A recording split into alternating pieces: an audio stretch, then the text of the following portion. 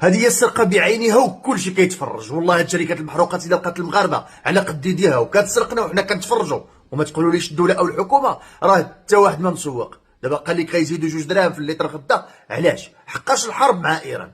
الحرب يلاه بدات هذه 2 سيمانات وبداو كيطلعوا في الاثمنه، رغم انه ديما كيقولوا لنا لا حقا راه العقود الاجله مور 3 اشهر عاد كيبان الثمن. ولكن هادشي فوقاش كيقولوا لنا؟ كيقولوه ملي كيطيح الثمن في السوق العالمي وكيبقاو حنا رافعين علينا الثمن وكيسرقوا فينا عين باين وكلشي كيتفرج. فين هي الحكومه وفين هي هاد وزاره الطاقه؟ واش هاد الشركات كيسرقوا المغاربه وكلشي كيتفرج؟ راه الا الثمن غيطلع بعد اسبوعين خاصو يطيح بعد اسبوعين من الانخفاض العالمي، ولكن عقلوا والله تيبقى طالع وكيسرقوا فيكم كيف بغاو. والمشكل ان هاد القراصنه وقطاع الطرق اللي رجعنا عايشين معاهم في هاد الدوله كيمشيو يشريو ارخص انواع الغازوال وليسانس وكيبيعوا لنا باغلى ثمن. علاش؟ حقاش كلشي قابل وساكت. وتقول واش في هاد الحكومه شي مسؤول راجل يقول تسقيف ارباح المحروقات؟ خليو هاد اخنس ورباعته ينصوا ضم هاد الشعب حتى شي نهار ما تلقاو ما تجمعوا في غضب الناس.